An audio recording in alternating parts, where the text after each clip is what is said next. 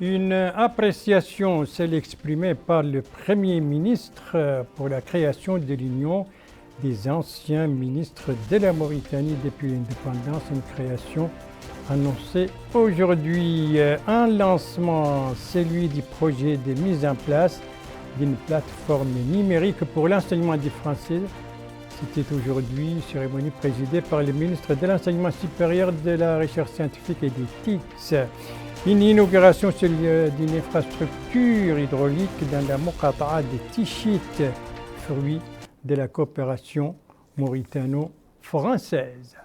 Voilà pour les principaux titres de votre journal et c'est parti. Madame, mademoiselle, monsieur, bonsoir et bienvenue à votre 22h de ce vendredi 5 mars 2021. Un 22h que nous commençons par 6 lettres, une abréviation WISAM, une abréviation à laquelle il faut désormais s'habituer. Qu'est-ce qui se cache derrière ces 6 lettres? Eh bien, c'est l'Union des anciens ministres de la Mauritanie, une union dont le congrès constitutif s'est déroulé aujourd'hui à Nouakchott, congrès dont l'ouverture a été présidée par le Premier ministre, M. Mohamed Ould Bilal, l'occasion pour lui de saluer cette initiative, car a-t-il dit, cette union concrétise donc la volonté de regrouper, de faire participer tous les fils de la Mauritanie sans aucune exclusion, sans aucune discrimination. Les idées maîtresses de l'intervention du Premier ministre devant ce congrès avec vous, Abdelrahman Hamad. Dans son discours du congrès constitutif de l'Union des anciens ministres mauritaniens, le Premier ministre a considéré que cette union sera inévitablement un apport qualitatif au processus continu de construction de la nation, car, comme l'a dit le président de la République, tous ceux qui ont eu à s'occuper de la chose publique dans les pays ont tous apporté leur pierre à la construction d'un État fort parce qu'animé de bonne foi et d'esprit patriotique. M. Mohamed Ould Bilal a indiqué que cette union qui vise à inclure tous les ministres depuis les premiers gouvernements de la République islamique de Mauritanie jusqu'à nos jours est une concrétisation consciente des objectifs qui fondent une nouvelle Mauritanie qui chérit son passé, améliore son présent et œuvre à un avenir meilleur avec la participation de tous sans exception, exclusion ou discrimination aucune.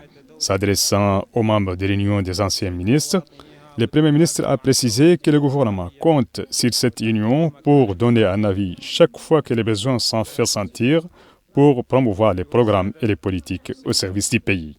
La formation de votre organisation, a ajouté le Premier ministre, en ce moment particulier, avec tout ce qu'elle renferme comme compétences scientifiques, expérience administrative et lucidité politique, en plus de votre volonté manifeste de partager ces expériences avec les générations qui ont repris les affaires publiques après vous, en guise d'appui aux politiques publiques et de contribution à leur développement, est une autre preuve de l'efficience de la gestion qui a caractérisé le leadership de son Excellence le Président de la République en termes d'ambiance générale marquée par la positivité, la concertation et les partenariats constructifs, ouvrant la porte à la contribution de tous les Mauritaniens au développement du pays et de la société.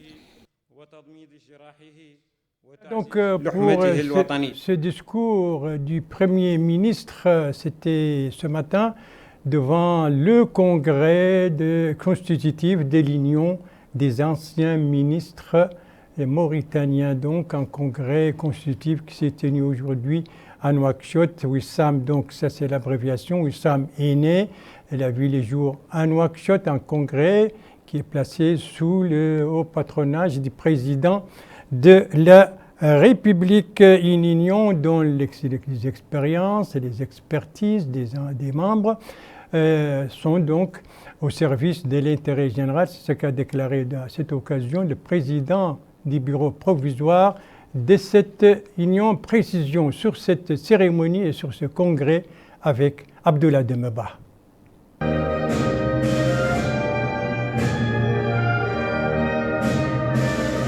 Les ministres de la Mauritanie de 1957 à nos jours font partie de ce nouveau regroupement dénommé Union des anciens ministres mauritaniens. Objectif, constituer un cadre d'échange afin d'œuvrer pour une Mauritanie nouvelle. Ainsi, ceux qui ont eu à assumer des responsabilités dans les différents gouvernements qui se sont succédés comptent mettre leur riche expérience au service du pays.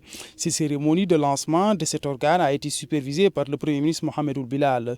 La contribution et le rôle de cet organe ont été mis en avant. Dans cette perspective, notre mutuelle Wissam ambitionne de constituer un cadre d'échange et de production d'idées par rapport aux défis majeurs confrontés par notre pays. Prendre part activement et de manière professionnelle aux concertations périodiques organisées par les pouvoirs publics autour des thèmes jugés prioritaires. Promouvoir l'état de droit en encourageant les institutions républicaines à assumer pleinement leur mission, servir de relais en cas de besoin pour stimuler l'action du pouvoir public dans le cadre des entreprises d'intérêt national, telles que l'implication dans les campagnes de sensibilisation et autres actions de volontariat. S'impliquer fortement dans les différentes actions de nature à renforcer et consolider l'unité nationale et la cohésion sociale, contribuer activement aux actions de nature à renforcer la culture citoyenne, propager les valeurs et l'esprit républicain, animation des forums destinés à l'émancipation des citoyens, encadrement et accompagnement des citoyens par rapport à leurs droits et devoirs. Promouvoir les politiques de bonne gouvernance à travers l'encouragement des pratiques transparentes, les gestions rigoureuses et la lutte contre la prévarication. Œuvrer pour l'ancrage de la démocratie dans notre pays. Encourager les politiques de décentralisation et suivre de près la mise en œuvre des programmes de développement social. S'impliquer davantage dans la prise de conscience des populations des enjeux liés à l'environnement ainsi que l'impact sur notre pays des changements climatiques. Encourager le rôle des acteurs de la société civile, notamment les organisations non gouvernementales, dont l'apport dans la mise en œuvre des politiques publiques est de plus en plus important. Mettre à disposition de l'État l'expertise des membres de la mutuelle des anciens ministres afin que les contributions individuelles et collectives continuent de profiter à l'intérêt général. Au cours des travaux de cette première session de l'Union des anciens ministres, les participants ont été scindés en 3 groupes de travail. C'est afin de mettre en place une commission chargée du suivi du travail de cette union et élaborer un communiqué final sanctionnant ces travaux. Et ça, c'était le congrès constitutif justement de cette union des anciens ministres de la Mauritanie, appelé Wissam, congrès placé sous le patronage, je le rappelle, du président de la République et dont les travaux ont été ouverts par le Premier ministre. Voilà. Et dans le domaine pédagogique à présent, a signalé le lancement de ce projet de mise en œuvre, de mise en place d'une plateforme numérique pour l'enseignement du français. Lancement qui s'est fait au tout cours d'une cérémonie organisée aujourd'hui à Nouakchott et présidée par les ministres de l'enseignement supérieur, de la recherche scientifique et des technologies de l'information et de la communication. Compte rendu Bokar Baïleba. Le projet est créé en coopération entre le ministère de l'enseignement supérieur, de la recherche scientifique et des technologies de l'information et de la communication et l'ambassade de France en Mauritanie.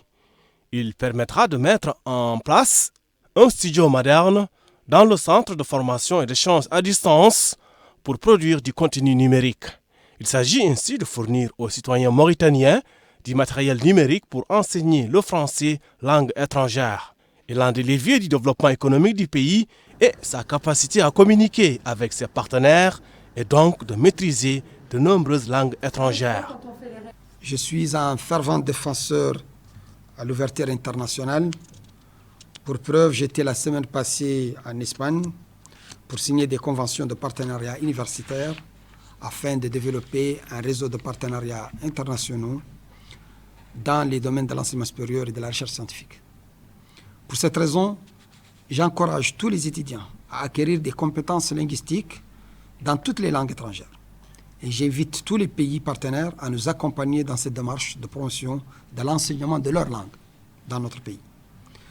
Parmi toutes les langues étrangères, la langue française tient une place particulière en Mauritanie, car c'est celle de notre histoire, ou une partie de notre histoire, celle de l'enseignement scientifique en Mauritanie, celle des grandes écoles vers lesquelles nous envoyons nos meilleurs étudiants, et enfin, celle que nous partageons avec nos partenaires économiques de la sous-région.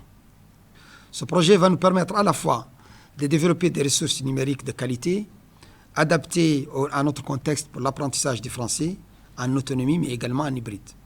Ceci permettrait en partie de réduire les coûts de déploiement du renforcement linguistique en langue française.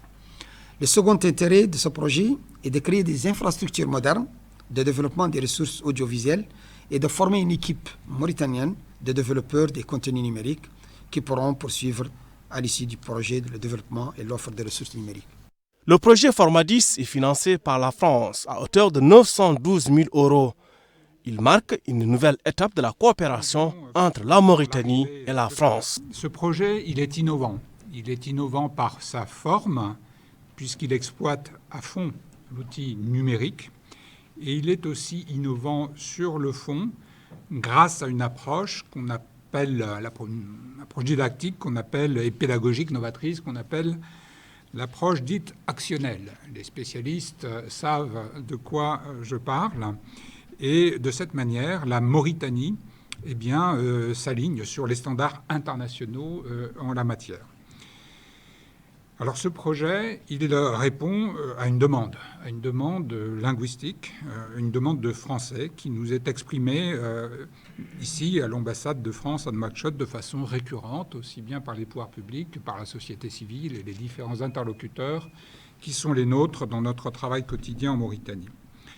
Ce projet, il répond aussi à une ambition, celle des autorités éducatives de la Mauritanie, dans le grand chantier de réforme du système éducatif, dans lequel les autorités se sont résolument engagées en concertation interne dans l'appareil gouvernemental mauritanien, mais aussi en concertation avec les principaux partenaires qui soutiennent la Mauritanie dans ce grand chantier de réforme de l'éducation nationale et de l'éducation en général. De son côté, le directeur du Centre de formation et d'échange à distance, Mohamed Suleiman El-Belal, a indiqué que le projet Formadis FLE, formation à distance en français, langue étrangère, permettra de doter le pays de dispositifs lui permettant de créer des ressources numériques pour le développement de l'enseignement à distance de la langue française et donner à tous les Mauritaniens, notamment les nécessiteux, la possibilité d'apprendre cette langue.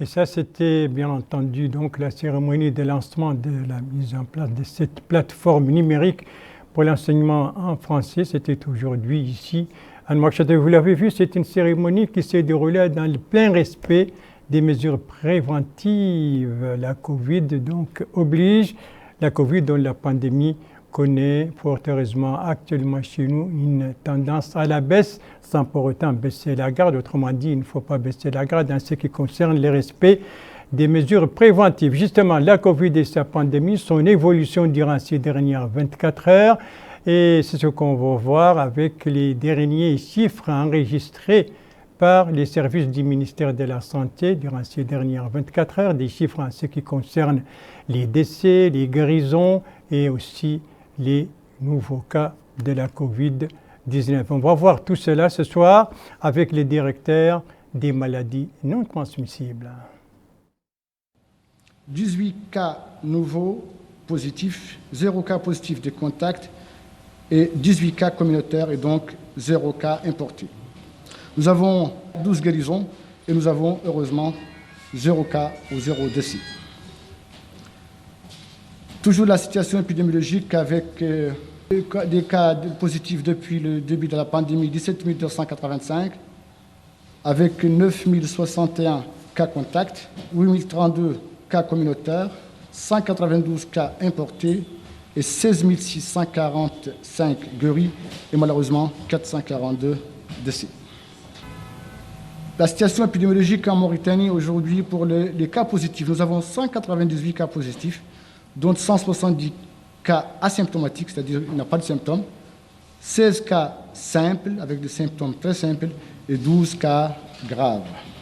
La répartition des cas selon la région, le Trarza, la Muqata'a de Boutilmit, 1 cas, la wilaya de Dakhit Nouadhibou, ville de Nouadhibou, ou Muqata'a de Nouadhibou, 4 cas, la wilaya de Tegant, la Muqata'a de Moudjiria, 1 cas, Nouakchott Ouest, la Muqata'a d'Iksar, 1 cas, et la Muqata'a de Taflarzaine, 6 cas, Nouakchott Nord, la Muqata'a de Tayaret, 1 cas, et la Muqata'a de Toujounid, 1 cas, et Nouakchott Sud, la Muqata'a d'Arafat, 1 cas, la Muqata'a de Mina, 1 cas, et 1 cas à la Muqata'a de Riyad. Donc les tests effectués aujourd'hui, c'est 1433 tests, dont 12 pour le suivi et 1421 pour le diagnostic, dont 573 cas TDR et 848 PCR.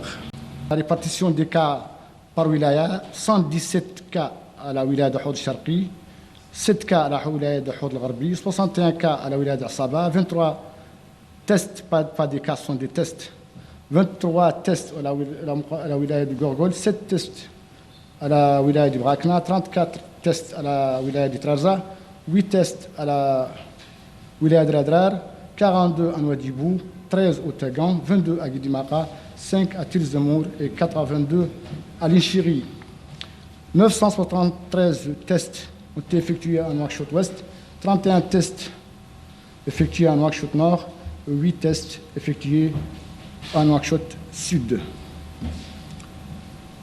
Le cumul des cas depuis l'apparition de la pandémie, 222 684 tests effectués, dont 27 775 de suivi et 194 909 tests pour le diagnostic, avec 141 423 avec le TDR et 53 826 avec la PCR.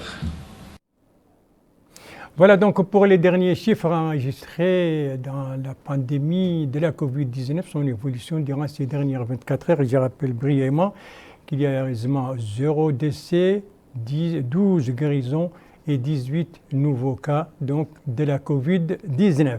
Merci de suivre les JTF de Mauritanie. La suite du journal avec un tour à l'intérieur du pays, 4 étapes dans 3 wilayas. Nous avons le Tagan, le Houd Sharqi et le Tiris Zemour. Première étape de notre tour à l'intérieur du pays, le Tagan avec une inauguration, celle d'un réseau d'adduction d'eau potable. Cela, c'est dans la localité de Touijinit qui se trouve dans la Muqata'a de Tichit, tout cela donc au Tagan. Inauguration faite à l'occasion de la visite là-bas d'une délégation des autorités administratives et sécuritaires de la wilaya et une délégation de l'Union européenne. C'est un compte-rendu de l'un de nos correspondants permanents dans la wilaya, Mohamed Lemine Ouel-Khatri, revu en français par Abdoulaye Demeba.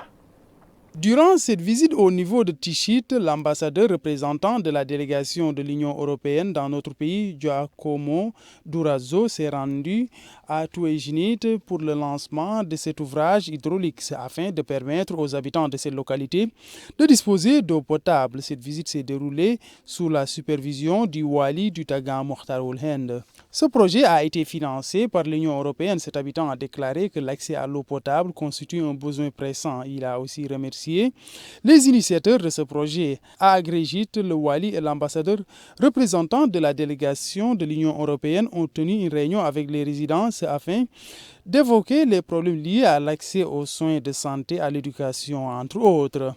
L'ambassadeur représentant de la délégation de l'Union européenne s'est aussi inquiet des activités économiques des résidents au niveau de certains lieux. Il s'est aussi informé des œuvres d'art réalisées par les coopératives féminines et de leurs activités dans le domaine du maraîchage. Autre délégation européenne, cette fois dans le Houd Sharqi, une délégation européenne accompagnée des autorités administratives et sécuritaires, se sont rendus donc dans la Muqata'a de Bikt el-Ahwash pour visiter certains projets financés par l'Union européenne, des projets aussi qui entrent dans le cadre des projets du G5 Sahel. C'est un compte-rendu de l'un de nos correspondants au Houd Sharqi, Mohamed Amar Belloul, dont le compte-rendu est revu en français par El Haj Abdalladdin. À Bikt el-Ahwash, le complexe résidentiel du bataillon mauritanien faisant partie de la force conjointe du G5 Sahel a été l'objet de la visite d'une délégation composée des hauts responsables administratifs, militaires et diplomatiques, venus s'enquérir de l'état d'avancement des travaux de ce complexe. Ce complexe comprend des bureaux et des appartements réservés aux commandants et aux soldats. Les travaux prendront fin en septembre prochain. Le coût total de la construction de ce complexe est estimé à 4 milliards d'ouguiyas de l'ancienne monnaie. Ces infrastructures sont financées par l'Union européenne.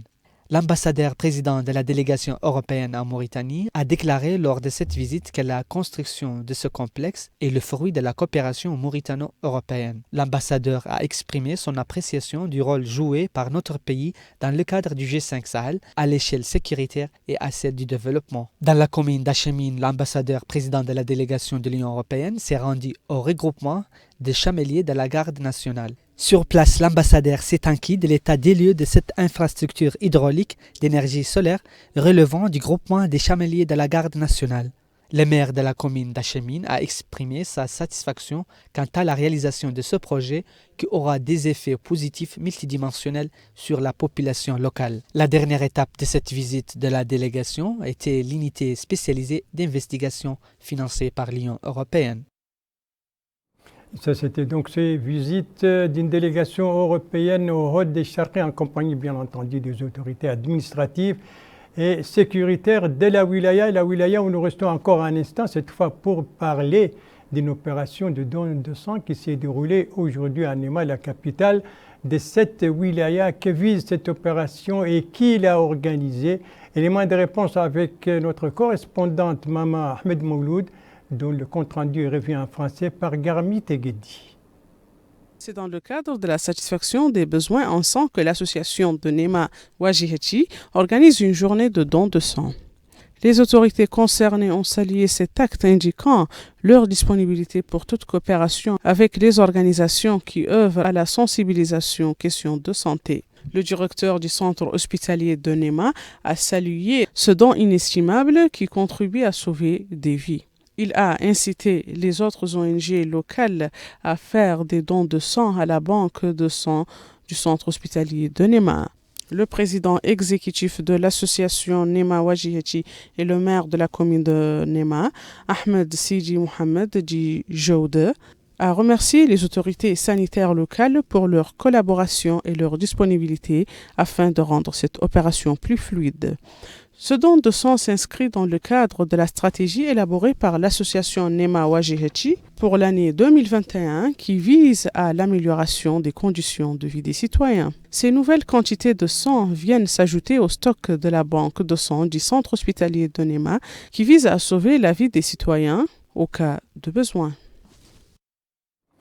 Une opération donc de don de sang aujourd'hui à Nema.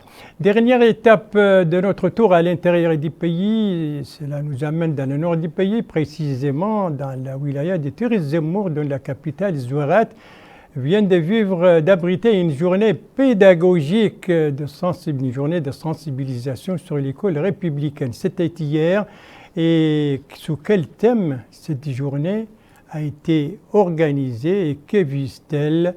Eh bien, élément de réponse avec notre correspondant à Zouerat, Sid Ahmed Boubacar Sirin, dont le compte-rendu est revu et présenté en français par El-Hajj Abdallah Din. Cette journée de sensibilisation sur l'école républicaine, organisée sous le thème « Éduquer les générations enjeux d'avenir », a regroupé les acteurs du domaine éducatif de la ville de Zouerat. La journée a permis d'aborder des questions pédagogiques liées à la mise en place d'une école républicaine.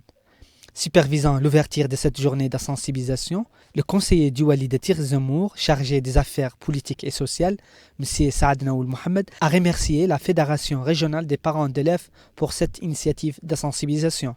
Le président de la Fédération régionale des parents d'élèves, M. Mouloud Oulboubenni, a mis en exergue l'importance de l'école républicaine comme cadre approprié d'unification de tous les citoyens. Le président de la fédération a demandé aux autorités de s'atteler à résoudre tous les problèmes posés par les personnels pédagogiques. Les participants à cette journée de sensibilisation ont passé en revue les méthodes susceptibles de relever les défis auxquels fait face le département de l'éducation, et plus particulièrement dans le contexte d'une école républicaine au sein de laquelle les élèves se côtoient sans discrimination aucune. Les intervenants ont également demandé l'aplanissement de tous les obstacles qui peuvent empêcher l'évolution du système éducatif national.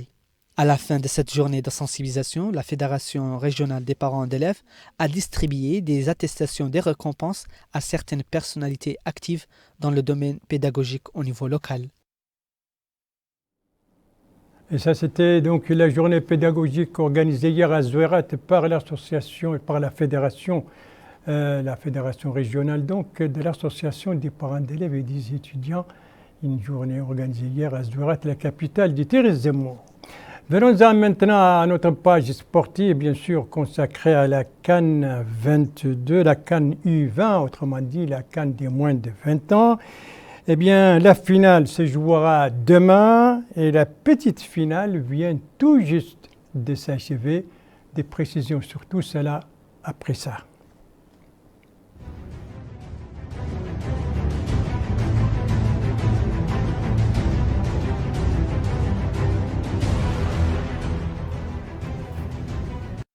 Voilà, dernier week-end donc pour la CAN U20 qui se déroule en Mauritanie, je le rappelle, depuis le 14 février dernier et qui remportera la finale de cette 22e édition. Réponse donc demain soir. En revanche, on connaît qui est celui qui a, ou celle qui a remporté la 3e place. Il s'agit de la Gambie, qui a battu la Tunisie tout à l'heure au stade Cheikh Ould Bouidia par 4-2 après une séance de tir au but. Voilà pour donc la petite finale, autrement dit la 3e place. Alors la finale, elle, se jouera demain, une finale qui va opposer l'Ouganda au Ghana. Bokar Bailaba, c'est une finale alléchante.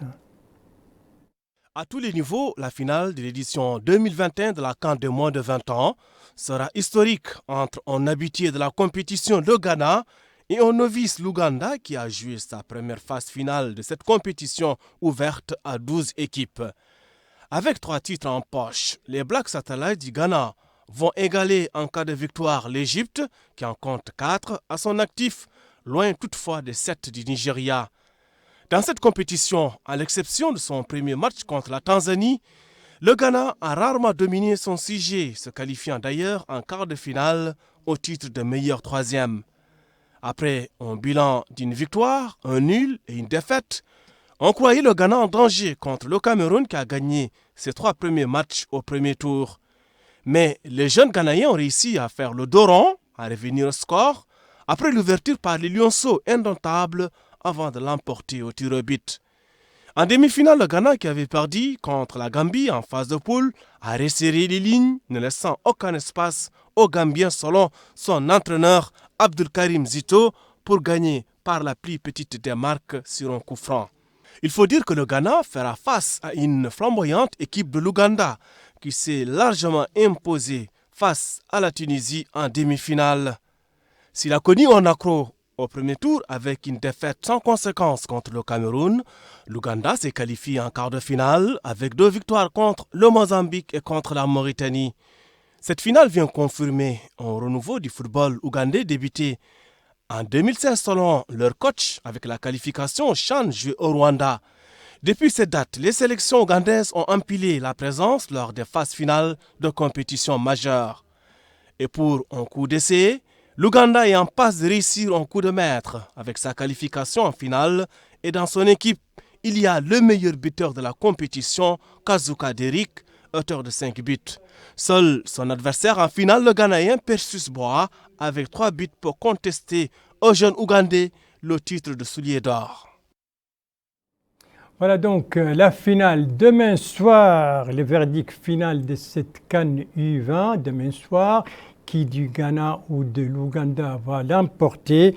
Donc match demain au stade olympique, ce même stade qui avait abrité, je vous le rappelle, la cérémonie d'ouverture de cette 22e édition de la Coupe d'Afrique des Nations des moins de 20 ans. Ça mérite bien, Bokar Bailaba, de revenir sur ce stade.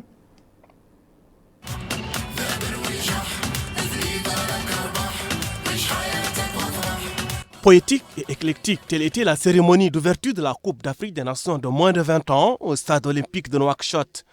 L'infrastructure construite dans les années 1980 a fait l'objet de rénovation pour être conforme aux normes de la Confédération africaine de football CAF. D'ailleurs, l'État a introduit un lot d'aménagements dont la construction de bureaux et des locaux pour le logement et le confort des joueurs, des vestiaires, des locaux pour les arbitres et des complexes pour les catastrophes et les équipes médicales, une salle de conférence de presse, une autre pour la production audiovisuelle. À cela s'ajoute une grande tribune officielle, un salon VIP, une climatisation centrale, entre autres. Mohamed Roudeika est le directeur du complexe du stade olympique de Nouakchott, affirme que les pouvoirs publics n'ont pas lésiné sur les moyens pour que l'infrastructure soit plus apte et mieux préparée pour accueillir la compétition et d'autres à l'avenir.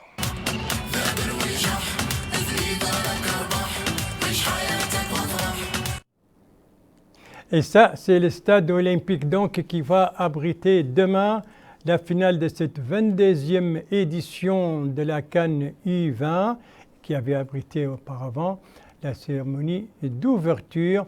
Donc demain soir, la CAN U20, la 22e édition, donnera son verdict final entre l'Ouganda et le Ghana. En revanche, la Gambie s'est taillée la 3e place en battant ce soir la Tunisie par 4-2 après séance de tirs au but.